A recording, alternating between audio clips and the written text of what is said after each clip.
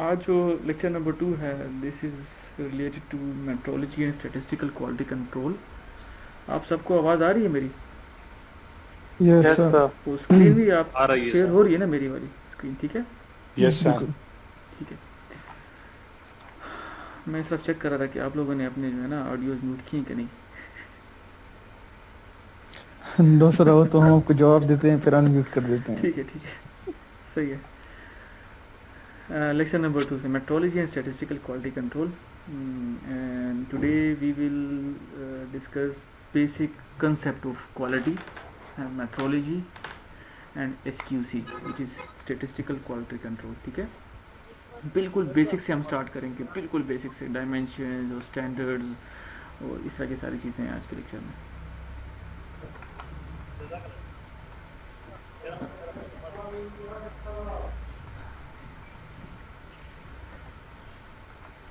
Metrology is the science of measurement.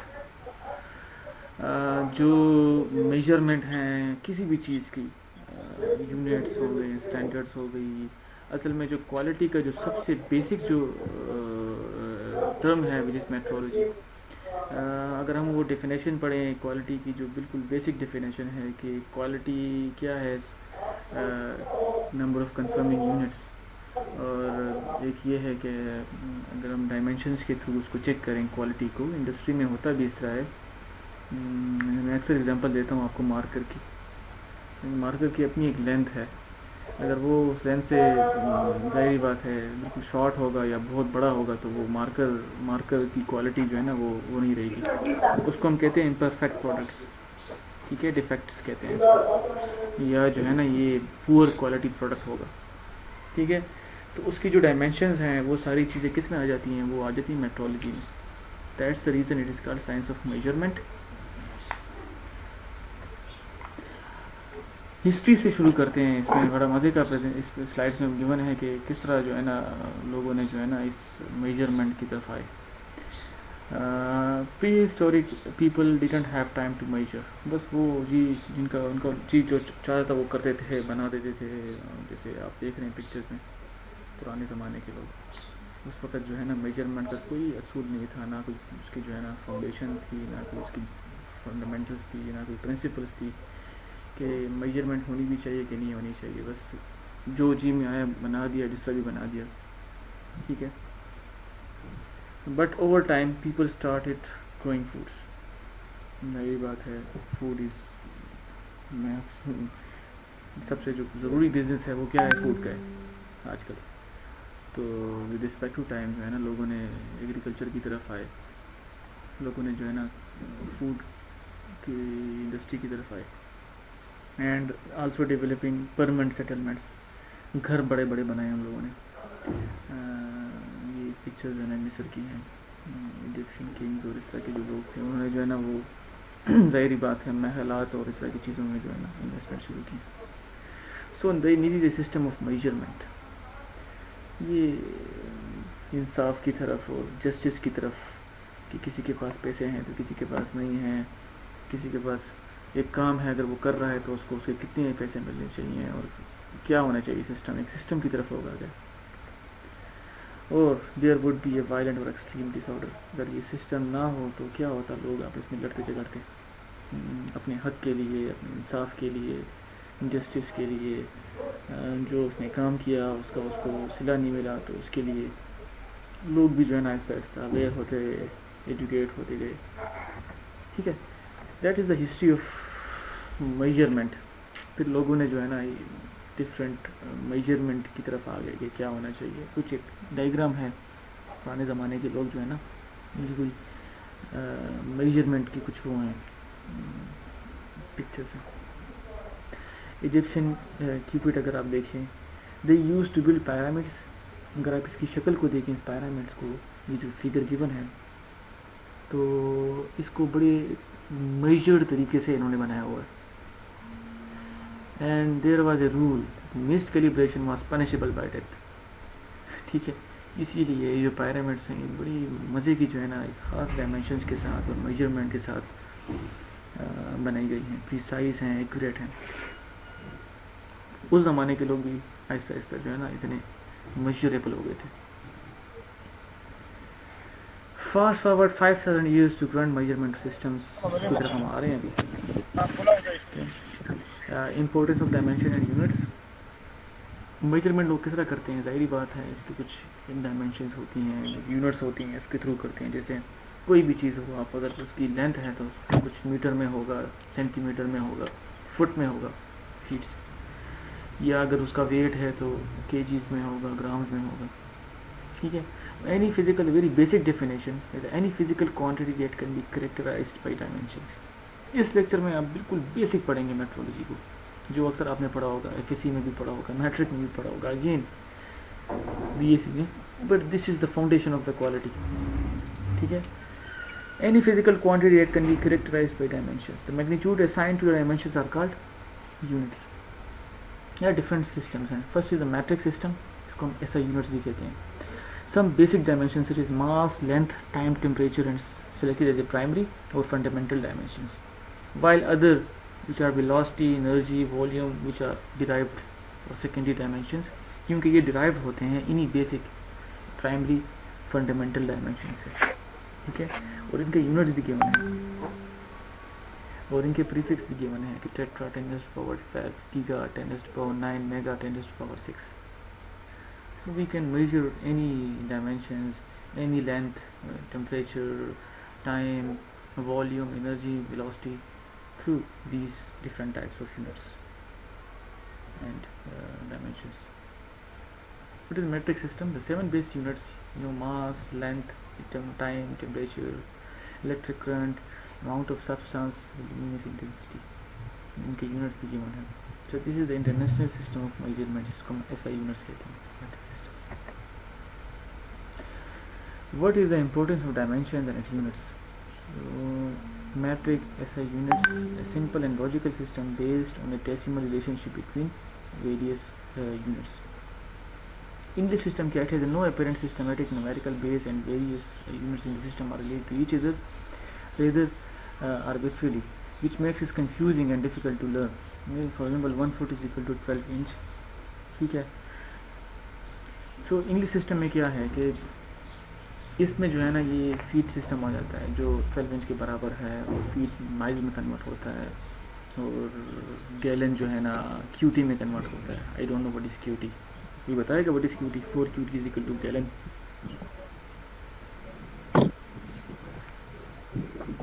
So this is the English system.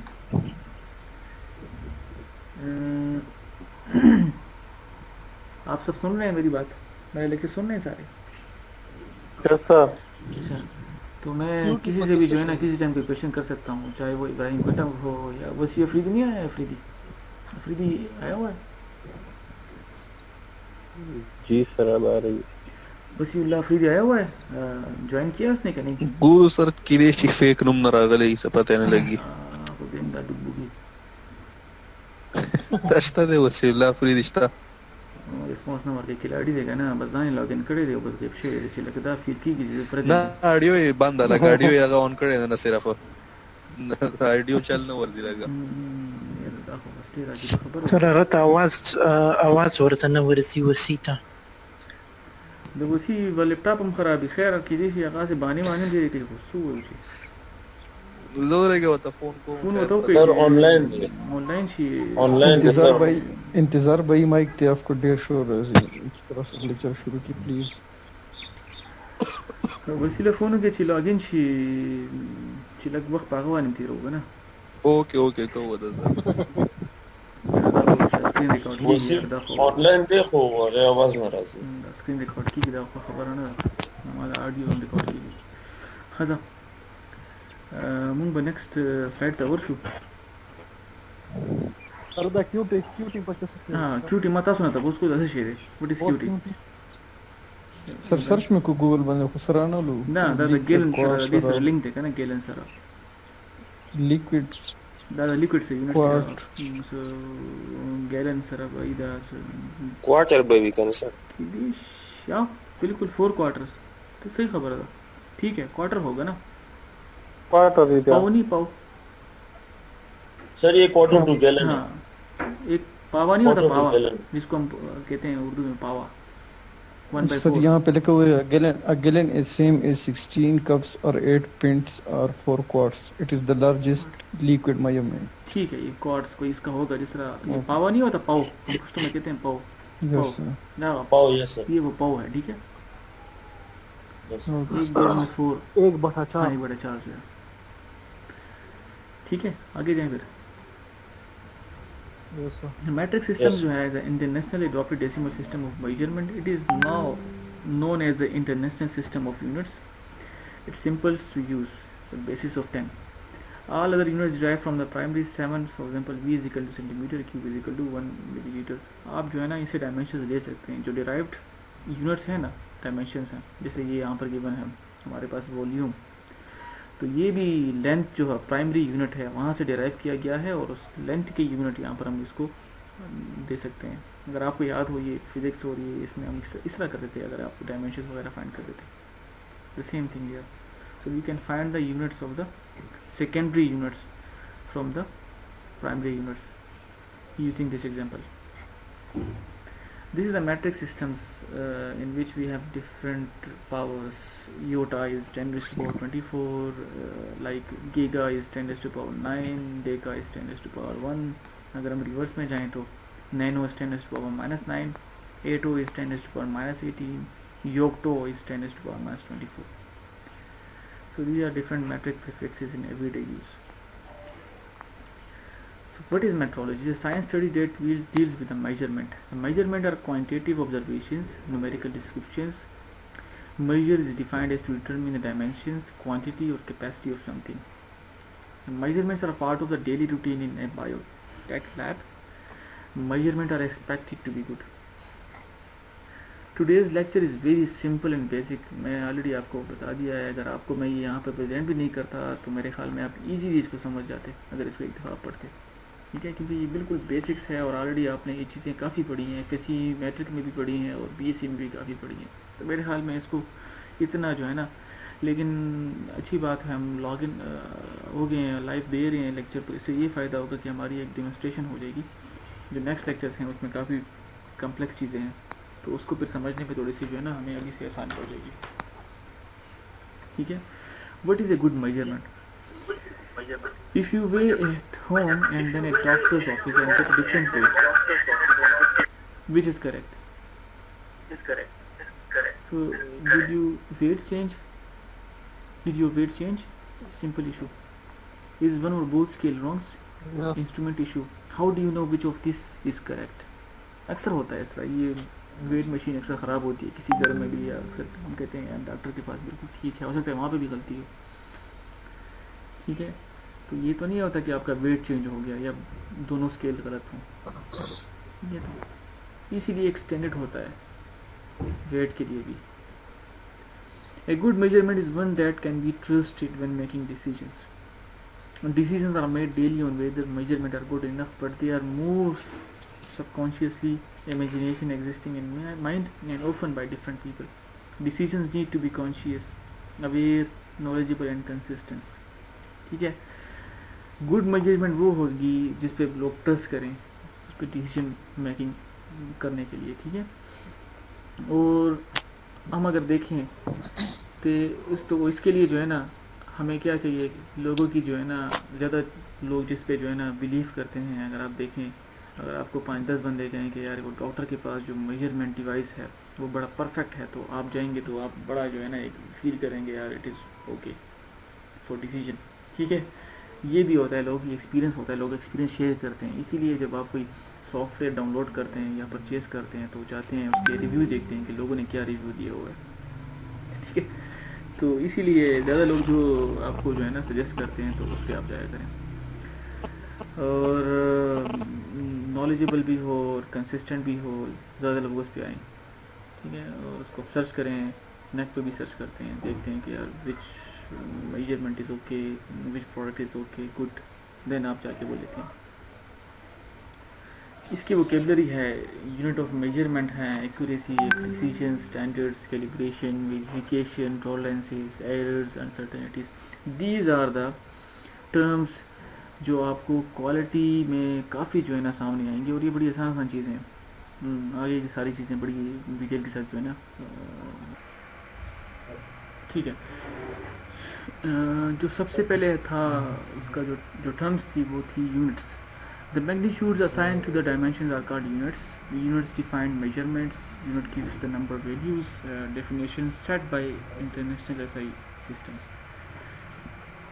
ठीक है, इसमें ये के फॉर किलो है, एच फॉर हेक्टा है, D for deca, metre base unit metre है, या gram है, वॉल्यूम है, D for deci, C for centi, M for milli, M ये माइक्रो, म्यू फॉर माइक्रो। और ये सारी चीज़ें मतलब मीटर के साथ भी हैं, ग्राम के साथ भी है और वॉल्यूम के साथ भी हैं। ठीक है, ده هو يونس نشو صار ده هو perfection. ना गला दीजिए कम होगा दीगा ना, यूनिट्स से कम दीगा, मीटर्स ग्राम्स वॉल्यूम्स के साथ हम कर सकते हैं ना, किलोमीटर, हेक्टामीटर, मिलीमीटर से मिलीग्राम्स, माइक्रोग्राम्स। شيء. सही है Ibrahim? Yes sir. Yes. The second thing is accuracy and precision. A very simple definition, a very good representation of accuracy and precision from this figure.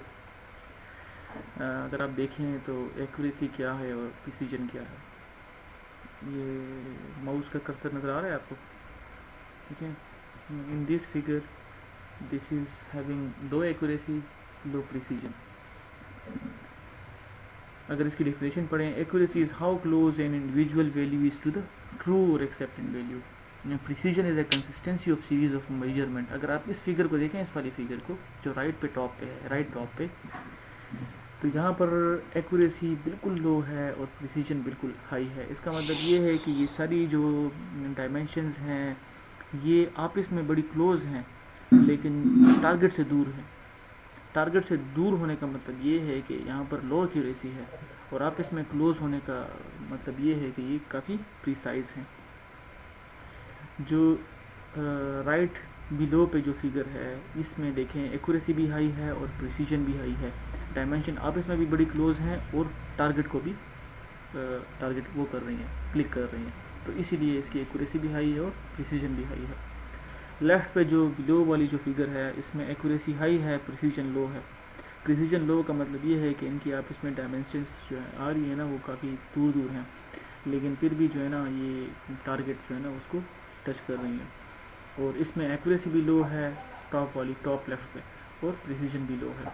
मतलब ये है कि इनकी जो है ना वो टारगेट को भी सही तरह से वो नहीं कर रही और इनके आपस में जो डिफरेंस है वो भी काफ़ी ज़्यादा है। Accurate and precise the best. Accurate and imprecise user error, inaccurate but precise instrumental error, inaccurate and imprecise।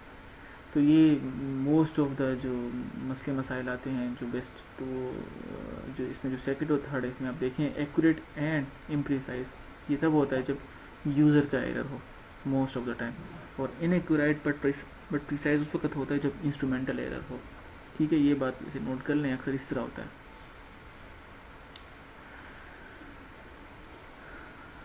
तो इसके बाद है standards. Measurements made in accordance with N external authority.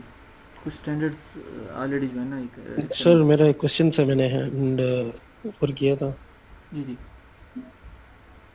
Sir इसमें जो है ये प्रिसीजन है टॉप राइट साइड पे, इसमें तो एक्यूरेसी हो सकती है लो, इसमें प्रिसीजन क्यों सर हाई है? क्योंकि इसमें तो टारगेट से ये जो वैल्यूज है वो बहुत दूर है।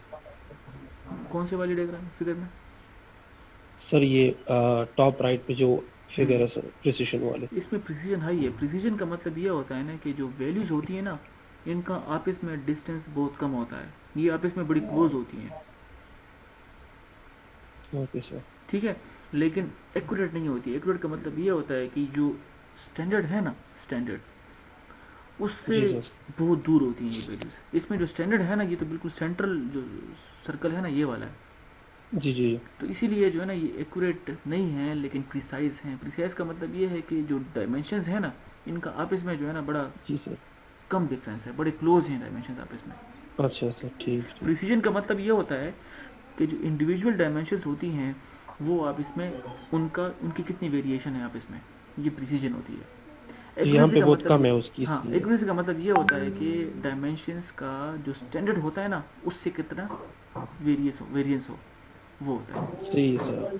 तो अगर आप ये ठीक डेफिनेशन अपने जहन में रखें और फिर इन चारों फिगर्स को देखें तो आप इजीली समझ जाएंगे इनको। ठीक है सर। ये जो ये वाली जो है जो बिलो लेफ्ट जो है, जी सर। ये इसमें देखें एक्यूरेसी हाई है। मोस्ट ऑफ द जो डायमेंशन है वो टारगेट को तकरीबन तकरीबन जो है ना वो टच कर रहे हैं, लेकिन प्रिसीजन लो है। जी। प्रिसीजन इसलिए लो है कि इनका आपस में जो है ना वो डायमेंशंस में। वेरिएशन है ज़्यादा उनकी। जी सर। ठीक है। ठीक। ठीक। स्टैंडर्ड्स एक एक्सटर्नल अथॉरिटी जो है ना वो बनाती है एक स्टैंडर्ड, ठीक है, कि ये स्टैंडर्ड है, इसको फॉलो करो। It is an external authority, they are physical objects the properties of which are known with sufficient accuracy to be used to evaluate other items. ठीक है, एक लेंथ है, जिस तरह आपको पता होगा उस 1 मीटर है, 1 फुट है, ये स्टैंडर्ड गिवन है internationally. So units are unaffected by the environment but standards are. ठीक है, यूनिट्स जो हैं, जो मीटर है या जो केजीज हैं, ये एनवायरनमेंट से इफेक्ट नहीं होते टाइम के साथ, लेकिन स्टैंडर्ड्स जो है ना वो इफेक्ट होते हैं। जिस तरह हमारी जो है ना ये लाइफ स्टैंडर्ड है, लाइफ स्टैंडर्ड किसी का इन्वायरमेंट का असर होता है उस पर, किसी का स्टैंडर्ड जो है ना लाइफ का स्टैंडर्ड कभी बहुत ज़्यादा होता है, किसी का बहुत लो होता है। ठीक है, स्टैंडर्ड ऑफ एजुकेशन किसी यूनिवर्सिटी में काफ़ी अच्छा स्टैंडर्ड होता है, किसी में इतना नहीं होता। ठीक है, तो ये जो है ना एक्सटर्नल अथॉरिटी जो है ना डिसाइड करती है कि व्हाट इज़ द स्टैंडर्ड। इस तरह इंडस्ट्री में भी जो है ना क्वालिटी का एक स्टैंडर्ड होता है, वो स्टैंडर्ड को अचीव करने की पूरी पूरी कोशिश करते हैं। एक लेवल होता है और उसको अचीव करते हैं और वो बड़ा अनाउंस करते हैं, जो अपने कस्टमर्स होते हैं उनको कहते हैं कि हमारे जो है ना बड़ा अच्छा स्टैंडर्ड है। वो अक्सर वो ऐड में आता है ना कि नेम ऑफ क्वालिटी और इस तरह की चीज़ें, ब्रांड नेम। ठीक, तो यही सारी चीज़ें स्टैंडर्ड्स को जो है ना काफ़ी यहाँ पर डिटेल के साथ जो है ना एक्सप्लेन किया हुआ है। बड़ी बोरिंग स्लाइड नज़र आ रही है, लेकिन चलिए देखते हैं क्या लिखा हुआ है इस पर। Standards are the fundamental reference for a system of weights and measures against which all other measuring devices are compared. ठीक है, इसमें measuring devices हम compare कर सकते हैं, लोगों ने जो है ना ये fundamental reference बनाया होता है। Historical standards for length, volume and mass were defined by many different authorities which resulted in confusion and inaccuracy of the measurement. पुरानी जो systems थी तो उसमें काफ़ी confusion थी, अभी भी थोड़ा बहुत है। कुछ कहते हैं ये ब्रिटिश का जो है ना ये अलग है और अमेरिकन स्टैंडर्ड अलग है, इस तरह होता है अभी भी। आपने सुना होगा जो टन है, टन, 1 टन, ये ब्रिटिश का अलग है 1000 kgs और ये उनका कोई और अलग है। ठीक है, तो अभी भी इनके आपस में जो है ना कन्फ्यूजन, इनइक्वालिटी। कोई कहता है हमारा स्टैंडर्ड बड़ा अच्छा है, दूसरा कहता है हमारा अच्छा है। Modern measurements are defined in relationship to internationally standardised reference objects which are used under carefully controlled laboratory condition to define the units of length, mass, electrical potential and other physical quantities। मैं आपको ये बता रहा था कि इन्होंने जो है ना कुछ रेफरेंस ऑब्जेक्ट्स रखे हुए हैं। एक ऑब्जेक्ट रखा हुआ है, उसकी एक खास लेंथ है और ये बता दिया कि ये जो है ना इसकी ये लेंथ जो है ना ये स्टैंडर्ड होगी। एक वेट केजी का जो है ना मुझे भी याद है, आगे स्लाइड में कोई एक ऑब्जेक्ट पड़ा हुआ है, उसका बड़ा ख्याल रखते हैं कि वो आगे पीछे ना हो वरना सारा स्टैंडर्ड आउट हो जाएगा। ठीक है, तो ये इट मस्ट बी केजी। अक्सर ये होता है हमारे यहाँ पर जो केजी के जो होते हैं ना ये पत्थर, ये अगर आप इसको कैलिब्रेट करें, आगे कैलिब्रेशन के बारे में जाएगा, तो हो सकता है वो जो है ना 1 केजी का ना हो, कम हो गया हो, या हो सकता है उस पर डस्ट आ गई हो कि 1 केजी से कुछ ऊपर का आ रहा हो। अगर उसको हम डिजिटली या जो है ना बिल्कुल इसी जगह पे उसको नापे तो बड़े उसमें एरर आ जाएंगे। तो इसलिए वो जो स्टैंडर्ड ऑब्जेक्ट्स होते हैं उनको बड़ा जो है ना ध्यान के साथ और बड़ी केयर में उनको रखा होता है, ताकि उन पर जो है ना इवन एयर रेजिस्टेंस और डस्ट और इस तरह की चीज़ें भी ना जाएं और उसके वेट में फ़र्क ना आए। The primary standards there are the material standards preserved under most careful condition. These are not used directly for measurement but are used once in 10 to 20 years for calibrating secondary standards. ठीक है, ये रखे होते हैं उन्होंने बड़ी careful condition में, जो मैं आपको भी बता रहा था। ये यूज़ नहीं होती, लेकिन ये 10 या 20 साल में जो सेकेंडरी स्टैंडर्ड्स हैं ना उनको चेक करने के लिए एक दफ़ा यूज़ किए जाते हैं। जिस तरह मैंने आपको बताया ना, सर ये अभी जी लेटेस्ट टेक्नोलॉजी की वजह से सर हम कंप्यूटराइज तरीके से ये इसका स्टैंडर्ड नहीं रख सकते क्योंकि ये चीज आप जैसे कह रहे हैं डस्ट वगैरह इन चीज़ों का काफ़ी मसला होता है, तो अब कोई न्यू टेक्नोलॉजी की जिस तरह फोर्स न्यूटन हमें अप्लाई करते हैं मशीन्स के थ्रू, वो कैलिब्रेटेड नहीं होता। नहीं ठीक है वो भी कर सकते हैं, लेकिन बस ये एक पुराना स्टैंडर्ड रख दिया इन्होंने और बड़ा अच्छा है वो। हाँ सर कोर्स न्यूटन को सेकेंडरी यूनिट्स थे सर, क्यों जल्दी प्राइमरी यूनिट्स ने वो किलोग्राम और सेकंड्स और मीटर्स वगैरह। इब्राहिम क्या लगू है जब मैंने सुन sir de خبرو که چیرې پوتنشیل نیوټن کوس موږ په ماشين نوم اپلای کولی شو فورس ما راي دا چې Newton secondary unit हम देखिए दे पर प्राइमरी यूनिट्स पकड़ देते हैं। हाँ जो प्राइमरी यूनिट्स हैं ना उनके स्टैंडर्ड्स बड़े होते हैं ना असल में, जो टाइम है या वो लेंथ है इस तरह की चीज़ें जो या वेट है। अब ये चीज़ें जो है ना मतलब बाकी बात ये ठीक है कि टेक्नोलॉजी बड़ी इंप्रूव हो गई और ये सारी चीज़ें, लेकिन ये टेक्नोलॉजी जो है ना ये भी डिराइव्ड है इन्हीं बेस चीज़ों से, फंडामेंटल से। कि उसमें जो टेक्नोलॉजी में जो 1 kg का जो वो होगा लोड होगा या जो न्यूटन होगा तो वो सारी यहीं से जो है ना डिराइव्ड है, ठीक है। और उसी टेक्नोलॉजी की जो फोर्स होगी वहाँ पर या जो डिफरेंट मोशंस होंगी, खास लेंथ मूव करेगा उसका जो नोजल होगा या जो भी, तो वो भी जो है ना कैलिब्रेट होता है इन्हीं चीज़ों के साथ जो यहाँ पे पड़ी होती हैं, ठीक है। समझ आ रही है आपको? पता नहीं यार क्वेश्चन किसने किया था मुझसे नाम। यस सर समझ आ रहा। अच्छा, the international prototype kilogram IPK is 1 kilogram mass of platinum iridium alloy maintained by International Bureau of Weights and measured by, यही जो मैं आपको बता रहा था कि खास मटेरियल का प्लेटिनियम इरिडियम अलॉय है उसको जो है ना मेंटेन किया हुआ है BIPM ने इन फ्रांस में रखा हुआ है, जिसका वेट 1 किलोग्राम है मास, ठीक है। और ये एक इंटरनेशनल प्रोटोटाइप है।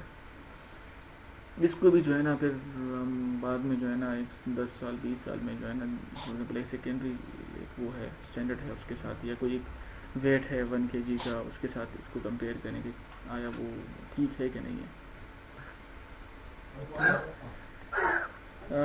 Secondary standards, these are the close copies of the primary standards with respect to design, material and length, ठीक है। एक तो हमारे पास वो प्राइमरी स्टैंडर्ड्स थे जिसको बड़ा एहतियात के साथ केयर के साथ रखा होता था, और ये हमारे पास जो है ना ये सेकेंडरी स्टैंडर्ड्स होते हैं जो बड़ी क्लोज कॉपीज़ होती हैं प्राइमरी स्टैंडर्ड्स की, बिल्कुल उनकी तरह बनाए जाते हैं, उनके डिज़ाइन के साथ, उनकी मटीरियल, उनका लेंथ। जो आमतौर पर ये जो सब्ज़ी वाले के साथ भी पड़ा होता है वो नहीं होता पत्थर काला सा, ठीक है, वो तो सेकेंडरी से भी एक और चीज़ है, टर्शरी टाइप आ जाएंगी वो, लेकिन वैसे शुरू में वो भी इसी तरह बनाई जाती है। Any error existing in the standard is recorded by comparison with the primary standard after long intervals. Again वही चीज़ दोबारा यहाँ पे आ गई। They are kept at a number of places under great supervision and serve as a reference for tertiary standard. ये tertiary standard आ जाएंगी। This is also acts as a safeguard against the loss or destruction of primary standards. ये देखें ऐसे भी हो सकता है कि अगर किसी प्राइमरी स्टैंडर्ड को किसी ने जो है ना धमाके से उड़ा दिया या अल्लाह ना करे कुछ हो गया ना वहाँ पर और वो ख़राब हो गया, तो ये हो सकता है कि जो है ना ये स्टैंडर्ड जो है ना अगर आगे पीछे हो गया तो हो सकता है दुनिया का जो सिस्टम है ना स्टैंडर्ड फॉर एग्जाम्पल kg का वो आगे पीछे हो सकता है, कुछ उसमें डिफरेंस आ सकता है। Secondary reference standards are very close approximations of primary reference standards. For example, major national measuring laboratories such as the US National Institute of Standards and Technology will hold several NASA standards kilograms which are periodically calibrated against the IPK and each other. ठीक है, इस तरह इसको भी जो है ना बड़े डिफरेंट लेबॉर्ट्रीज में इनको होल्ड किया होता है और इसको चेक किया जाता है, कैलिब्रेट किया जाता है IPK के साथ जो मेन उसका है स्टैंडर्ड है। Working standards. The third level of the standards are a standard which is periodically calibrated against the secondary standard is known as the working standard कहते हैं इसको। ये थर्ड लेवल पे आ गया। Working standards are used for calibrating of a commercial and industrial measurement equipment. Working standards are expected to deteriorate and are no longer considered traceable to a national standard after a time period or use count expires।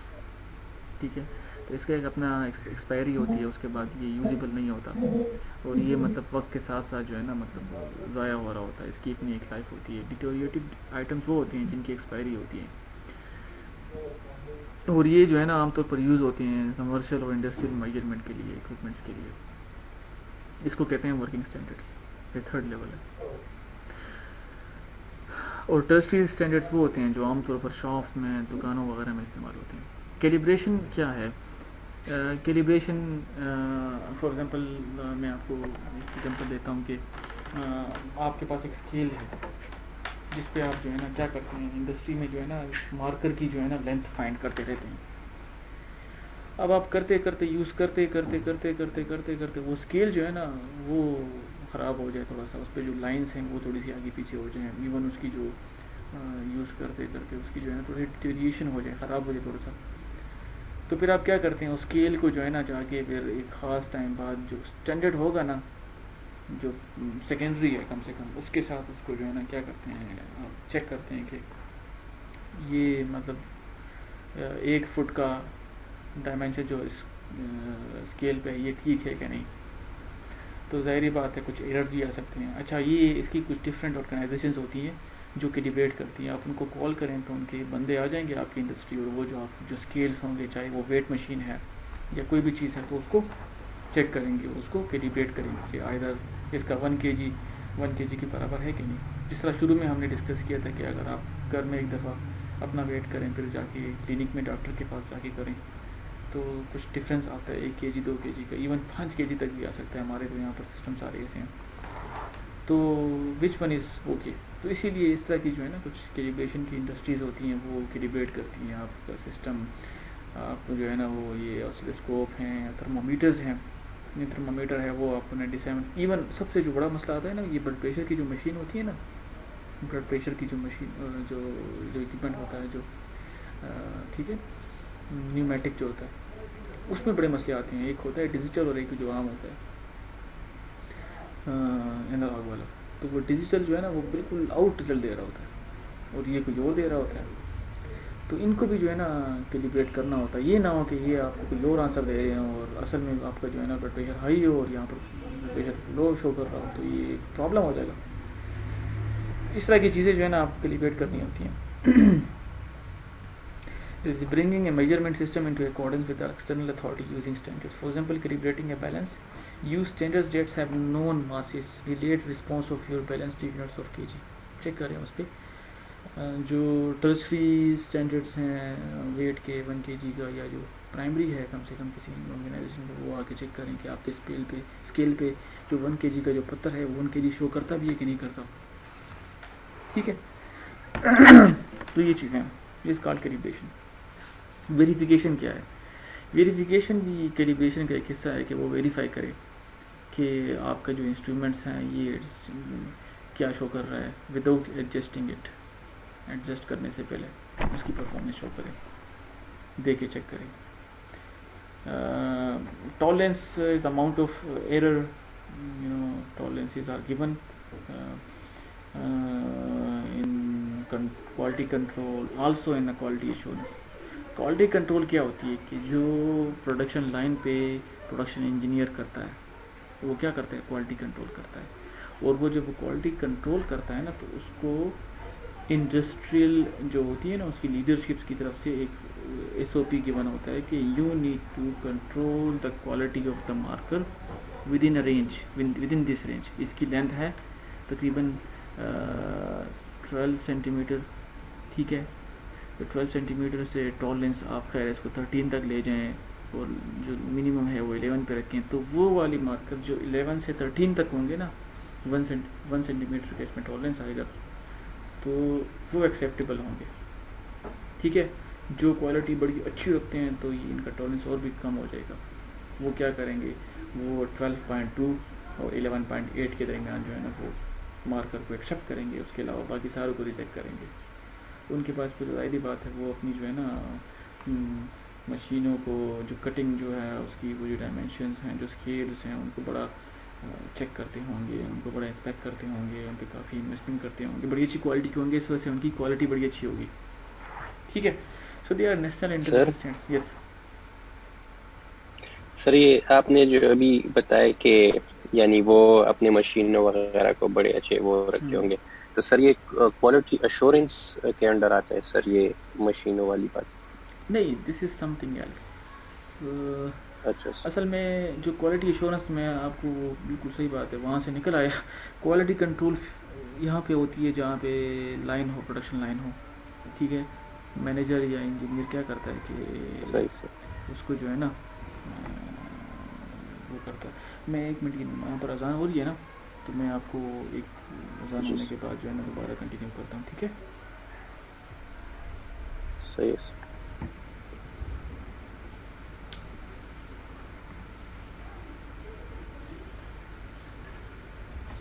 अच्छा जी। सो data ना online ही का ना, पर data बांधे No, it is online and what check का सुमरा खुरी data. अच्छा जी, टॉलरेंस पे हम डिस्कस कर रहे थे। There are national and international standards to specify tolerances. Example, standards for ballast calibration can have slight variation from true values. Highest quality 100 gram standards have a tolerance of plus 2.5 milligram. This is the standard. Leads to uncertainty in all weight measurements. What is error? Error is responsible for the difference between a measured value and the true value. आप सब सुन रहे हैं? Hello? Yes sir. Ji. Yes There are sir. three types sir. of errors. ठीक है, gross, random, systematic. Random errors are those errors that cannot be eliminated. They are variability and no one knows why. Maybe humidity, pressure, environment का कुछ असर होता है इस पे, इसलिए इसको random error कहते हैं, आते रहते हैं इस तरह के errors. That is why we take several measurements and average them to get best estimate of true value.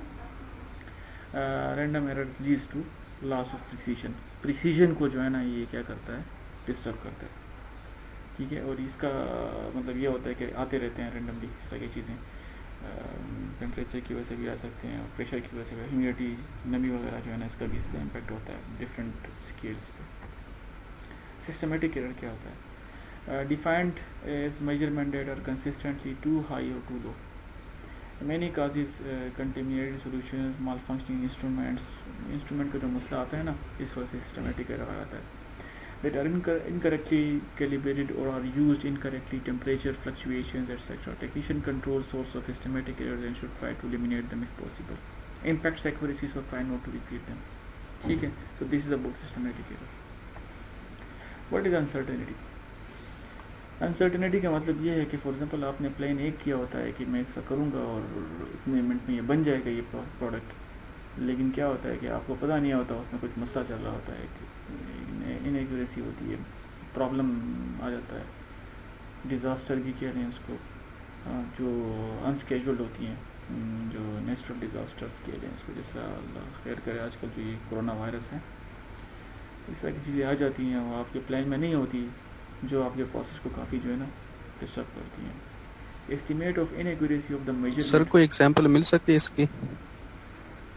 Uncertainty तो मैं आपको बता रहा हूँ कि कोई नेचुरल डिज़ास्टर हो या कोई ऐसा मसला हो जो आपके प्लान ना किया हो, स्केड्यूल ना हो, जो अनकंट्रोलेबल हो। Okay sir. तो इस तरह की चीज़ें जो होती हैं वो क्या करती हैं कि सिस्टम में एरर क्रिएट करती हैं, इसलिए मसाइल बनाती हैं। आप एक तरह काम कर रहे होते हैं लेकिन मसला आ जाता है एकदम आपके सामने और आपने वो प्लान नहीं किया होता, ठीक है। Estimate of the inaccuracy of the measurement that include both the random and systematic components. Error lead to uncertainty in measurement. ठीक है, अगर आप इस फिगर को देखें तो आपकी जो पोटेंशियल वैल्यू है एक जगह पे फॉल कर रही होती है, लेकिन मैं आपकी मेजरमेंट रिजल्ट जो है ना वो बिल्कुल डिफरेंट जगह पे आ रही होती है। Can never know the exact true value for any measurement. आपको वो बिल्कुल ट्रू वैल्यू फाइंड ही नहीं हो रही होती। Idea of a true value is abstract, never knowable. In practice get close enough. अक्सर ये होता है ना कि आप डायमेंशन ले रहे होते हैं तो आपको एक्चुअल वैल्यू सामने आ जाती है, क्योंकि अक्सर जो वैल्यूज़ होती है ना एक ख़ास जगह पे फॉल करती हैं, जिसको हम नॉर्मल कर्व भी कहते हैं, नॉर्मलिटी, ठीक है।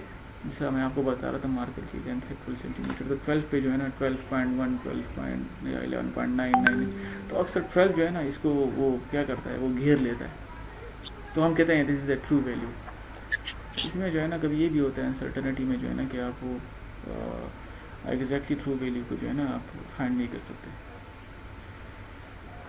Which ruler gives the length of arrow with the most certainty. ठीक है, इन दोनों में से कौन सा रूलर है जो आपको बड़ा एक्यूरेट आंसर देगा. ठीक है, वेरी सिंपल बेसिक B1. ठीक है, तो उसमें जो है ना कि आपका जो है ना जितनी डायमेंशन बढ़ेंगी तो उतना जो है ना एक आंसर आपका आएगा. ठीक है, मेट्रोलॉजिस्ट की जो है ना यहाँ पर डिफिनेशन गिवन है. ये जो आपके पास ये पैरामीटर गिवन है, सबसे ऊपर मेट्रोलॉजिस्ट है, सेकंड पे कैलिब्रेशन इंजीनियर है और थर्ड पे कैलिब्रेशन टेक्नीशियन है. Structure given designs and rules measurement calibration and test analyzes the results, determine the final accuracy of the device under test, और there are different carriers. ठीक है, तो ऐसा करते हैं कि फ़िलहाल यहाँ तक. ठीक है, मैं ये जो रिकॉर्डिंग है इसको बंद करता हूँ, तो बाकी का जो सेशन है वो 2 बजे करते हैं. ठीक है.